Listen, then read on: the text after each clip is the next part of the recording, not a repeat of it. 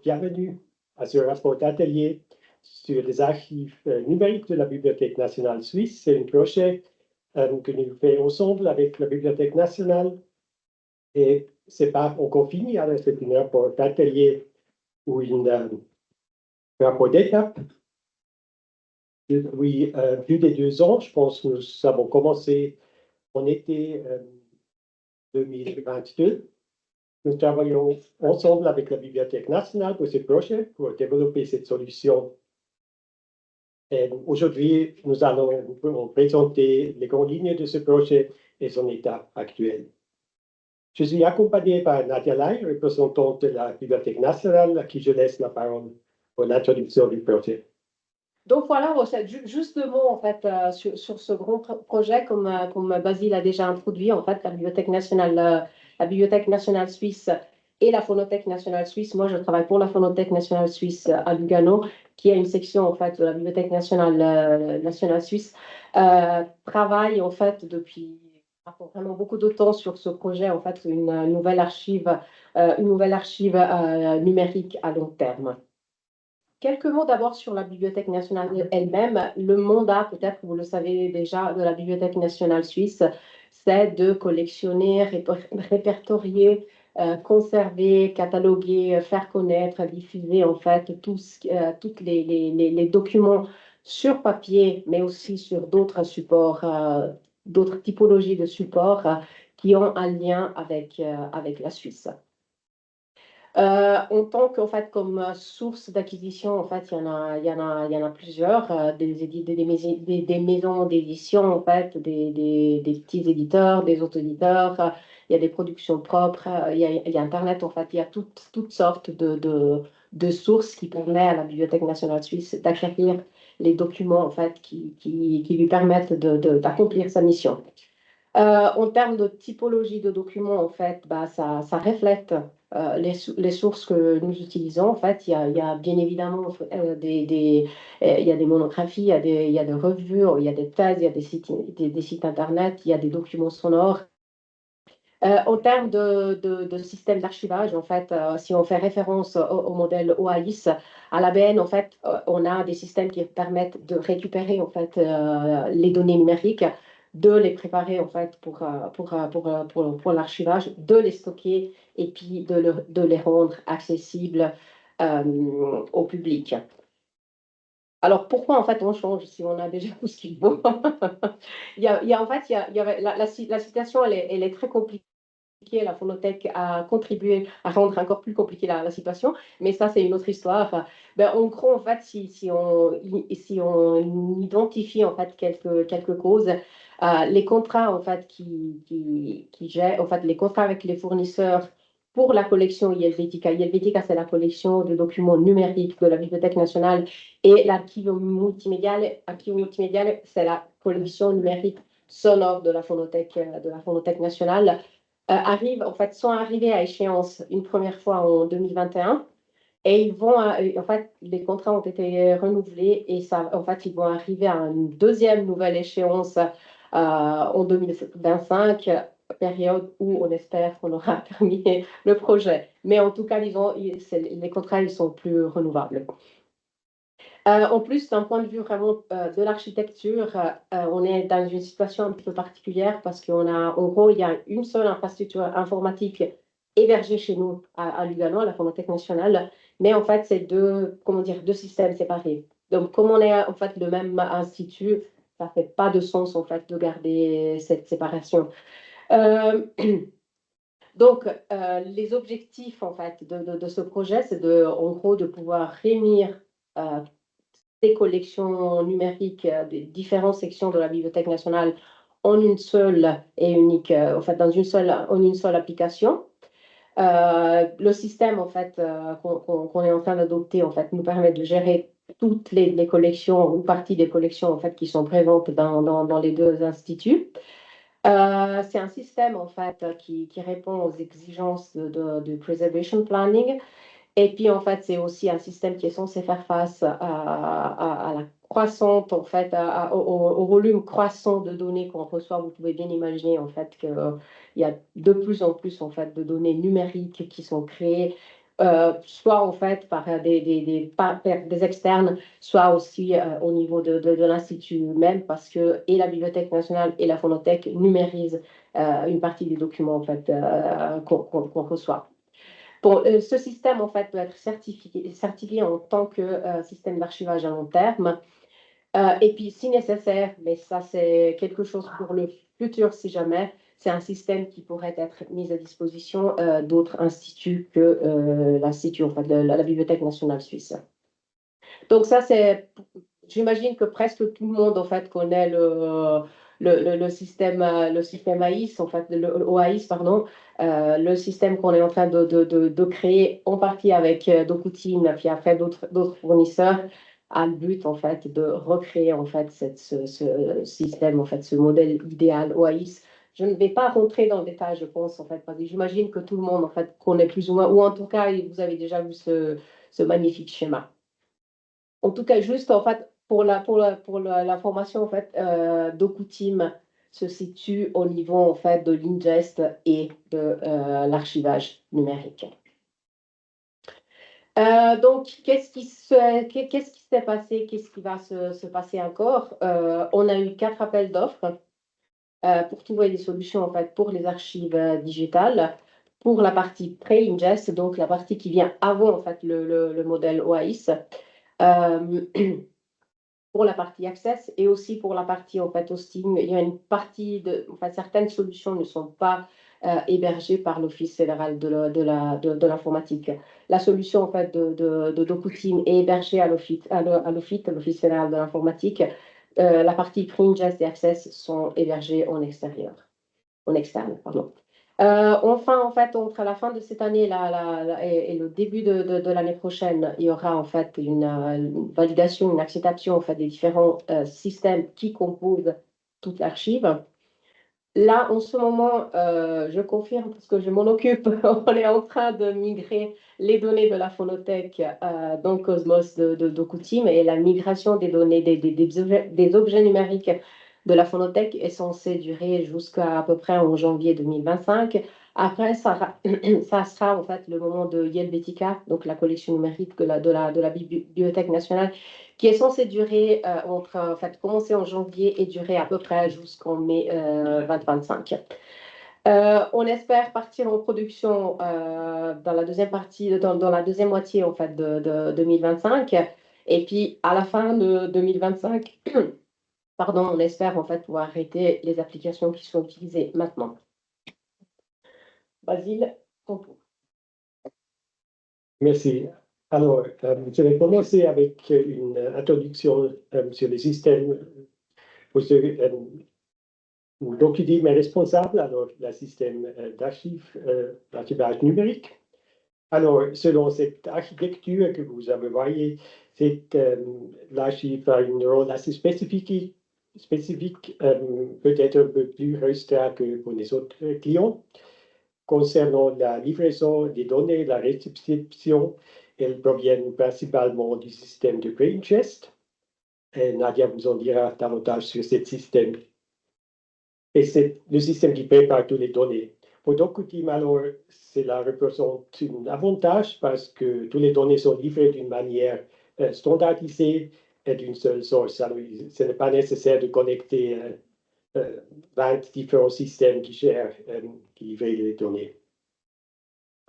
Cependant, il est possible que certaines données soient directement récupérées depuis leur source d'origine, sans passer le pre-ingest, mais ça, il faut discuter dans le projet si on utilise cette option et pour quelle source.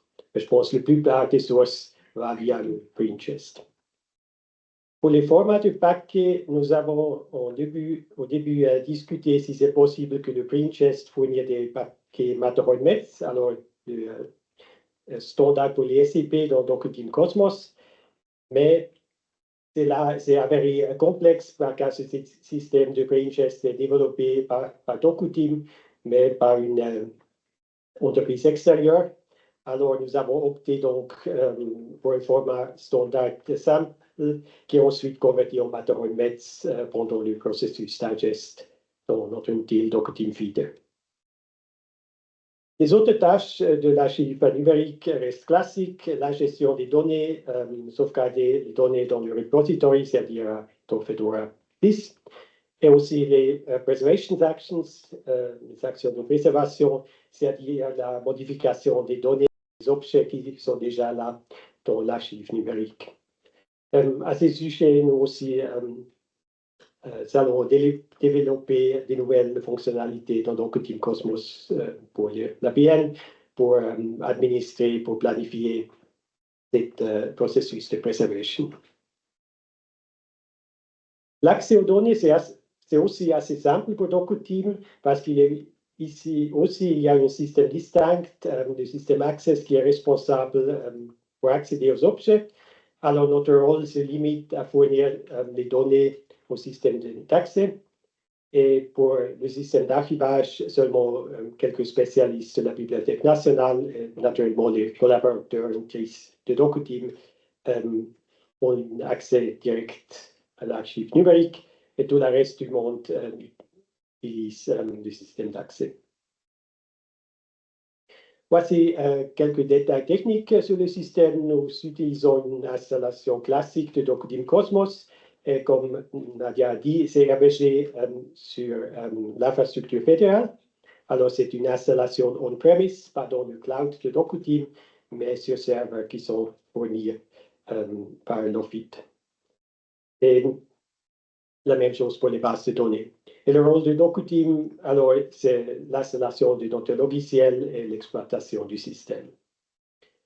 Comme illustré sur cette capture d'écran, nous avons 9 serveurs Windows qui sont dédiés à l'archive et ils sont répartis en 3 environnements. Il existe naturellement un environnement productif et 2 environnements du test qui s'appellent en allemand Referenz et Abnahme. C'est un peu spécial, la plupart de nos clients ont seulement un seul environnement du test. Ici, le référence, c'est un environnement du test où on peut librement tester des choses. C'est pas vraiment grave si on casse quelque chose pendant le testing. Et l'Abnahme, on oppose, c'est un système du test qui est plus ou moins une copie exacte de la production.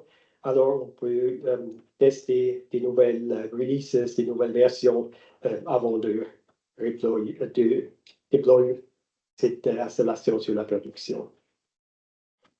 Pour chaque environnement, il y a 3 serveurs Windows, un serveur pour l'ingest avec notre outil Docker Team Feeder, un serveur pour le repository avec Docker Team Box et Fedora, et un 3e serveur avec Keycloak. Keycloak, c'est un outil open source pour l'administration des utilisateurs.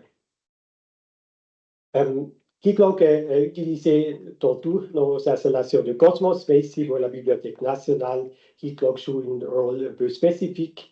Il ne sert que il est seulement responsable pour faire la connexion avec l'administration des utilisateurs fédéraux.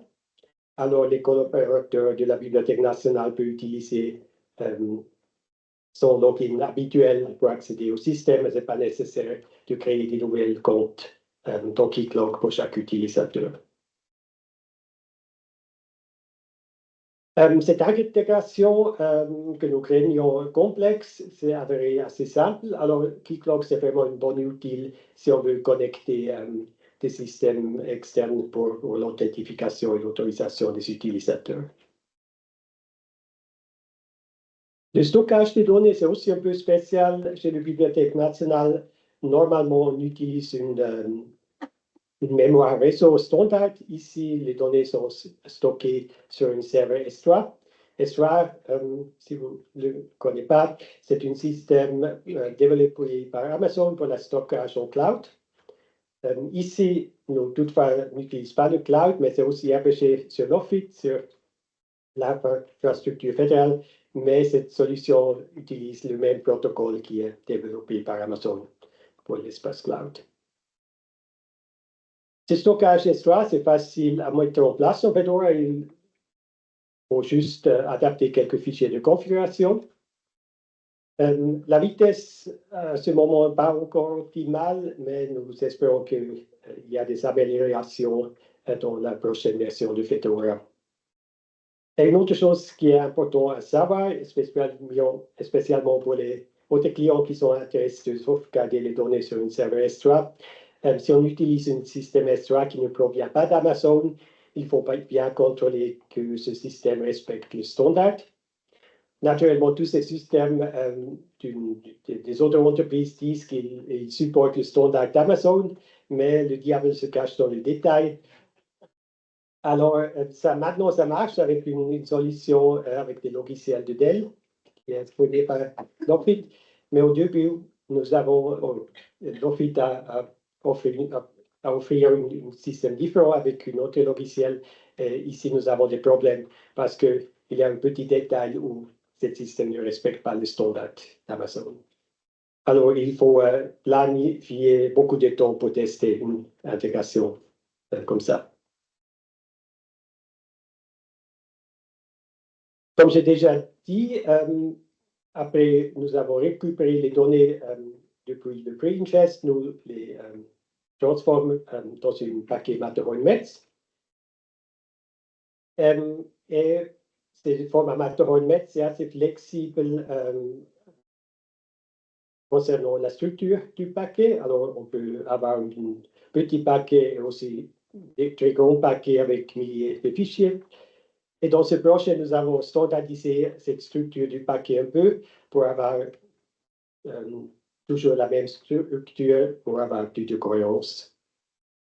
Alors, je peux montrer un exemple.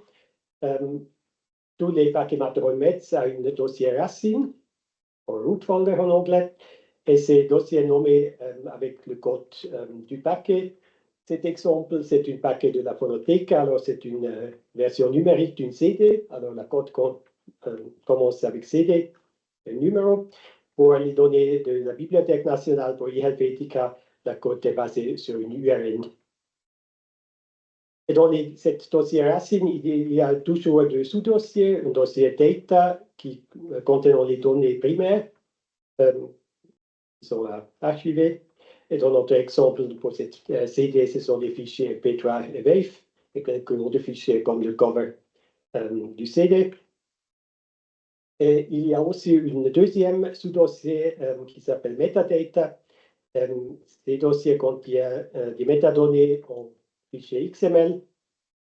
Ce sont des métadonnées supplémentaires. Naturellement, dans un paquet Matterhorn-Metz, il y a le Metz XML avec les métadonnées de DocuTeam. Mais dans ce cas, il y a aussi des métadonnées additionnelles qui nous sauvegardent dans le paquet. Il y a deux types de ces métadonnées additionnelles.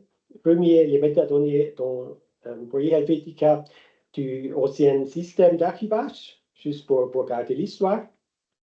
Et aussi, le deuxième type, les métadonnées qui viennent du système de gestion.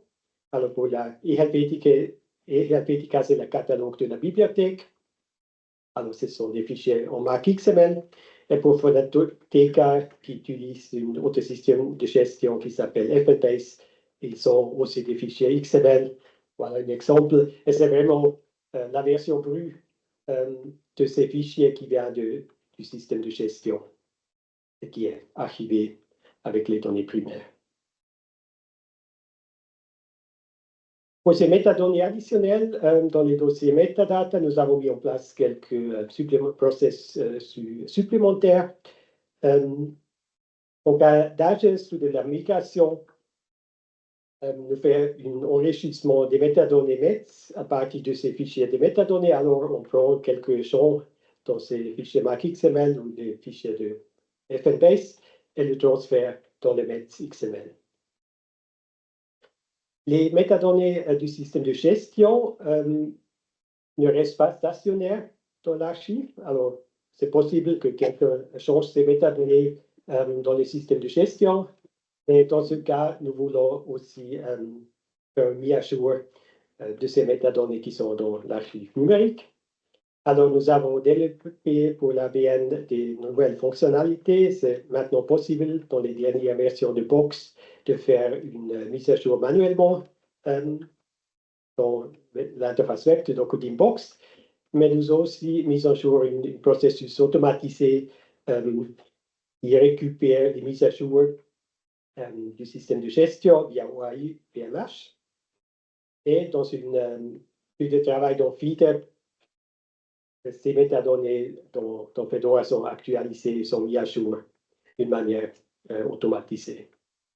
Pour archiver des données, soit pour la migration, soit pour les nouvelles ingestes, nous avons un flux de travail dans Docodin Feeder qui est assez standard. Mais pour la VM, nous avons aussi développé quelques étapes spécifiques, quelques nouvelles étapes pour cette ingeste. Le premier, c'est l'enregistrement d'une URN. Comme je dis, pour les Helvetica, tous les paquets ont une URN, c'est un identifiant RN qui est géré pour la Suisse par la Bibliothèque nationale allemande. Alors, nous avons développé des étapes dans Feeder qui créent une nouvelle URN et le registre chez la Bibliothèque nationale allemande.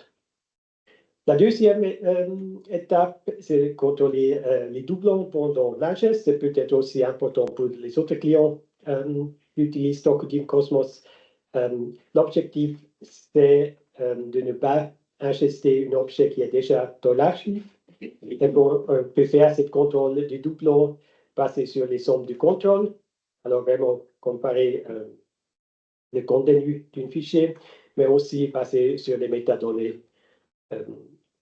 Par exemple, pour éviter qu'une code est présente 2 fois dans l'archive. Et la troisième nouvelle chose, c'est l'importation des métadonnées au MAC XML dans le système ALMA, c'est-à-dire le système de gestion bibliothécaire. Si on fait une nouvelle ingeste des nouvelles données, ils sont normalement pas déjà catalogués dans le système de gestion bibliothèque. Alors, nous pouvons importer d'une manière automatisée ces métadonnées dans le catalogue bibliothèque. Et pour les deux autres systèmes, le PreIngest et l'Access, je donne la parole à Nadia. Donc, bon, le projet est encore en cours. Donc, en fait, après, je vais vous montrer des captures d'écran. Ce n'est pas la version définitive. Donc, si jamais, soyez pas scandalisés. Alors, le PreIngest qui est, disons, en fait, cette partie est surtout utile à la partie de la collection Helvetica. En fait, c'est une seule fonction, mais en fait, c'est une seule fonction, 3 plateformes, ou en fait, trois fonctions différentes. Il y a 3 typologies, en fait, disons, 3 typologies d'ingest pour des documents différents. Deposit, en fait, ça donne la possibilité, soit aux petits éditeurs ou les personnes, en fait, qui se publient eux-mêmes, de en fait, télécharger leurs documents et les envoyer à la Bibliothèque nationale. Après, il y a un ingest plus général, en fait, qui récupère plusieurs typologies de documents, en fait, comme des thèses des universités, des données Wikipédia, des normes, en fait, des documents de loi, etc. Et après, en fait, il y a la partie concerne les sites web. En fait, la Bibliothèque nationale archive pas tous les sites web, bien entendu, ça serait juste pas possible, en fait, mais archive une partie avec des échéances régulières des sites web, en fait, qui ont un lien avec la Suisse. Donc, ça, c'est voilà comment ça se présente. Ça devrait se présenter la partie pour le deposit. Et puis, ça c'est la partie, en fait, je vous montre les deux pour le web archive. Partie access, donc en fait l'accès pour le public, bien sûr le but en fait c'est de pouvoir présenter au public, donner la possibilité au public de consulter en fait, d'avoir accès aux différentes typologies de documents numériques présents à la Bibliothèque nationale.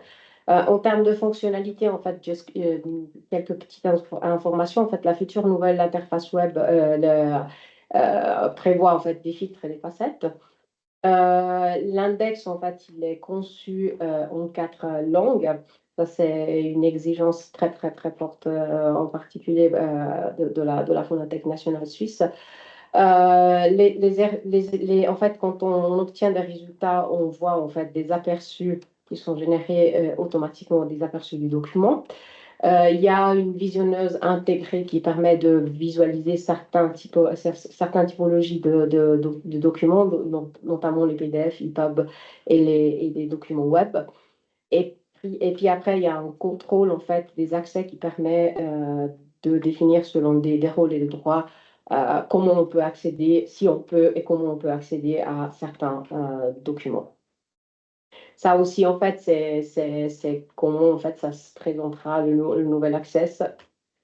Et ça aussi, en fait. Mais voilà, comme dit, c'est un projet qui n'est pas encore terminé. Donc voilà, c'est juste en fait des phases de développement, on va dire.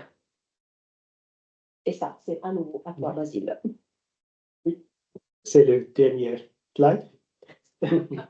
Alors, pour faire tout ça, c'est naturellement nécessaire que le système d'accès puisse avoir une copie de toutes les données, ou presque toutes les données. Teambox offre plusieurs interfaces pour qu'un système tiers puisse récupérer ces données, mais ce n'est pas possible d'utiliser cette interface web ici parce que le système d'accès est repêché pas dans l'infrastructure fédérale. Alors, de raison de sécurité, de l'architecture, il faut que l'archive fait la livraison. Alors, c'est un processus push et ce n'est pas possible qu'un système externe récupère les données. C'est donc à l'archive de faire ça. Ça devient un peu plus compliqué parce qu'il y a des paquets ou aussi des fichiers dans ce paquet où ce n'est pas possible de livrer ces fichiers du réseau légal, ou aussi parce qu'ils ne sont pas utiles, parce que, par exemple, dans l'exemple avec le CD, tous les fichiers sonores sont disponibles sous format MP3 et WAV, et pour l'accès, ça suffit d'avoir la version MP3.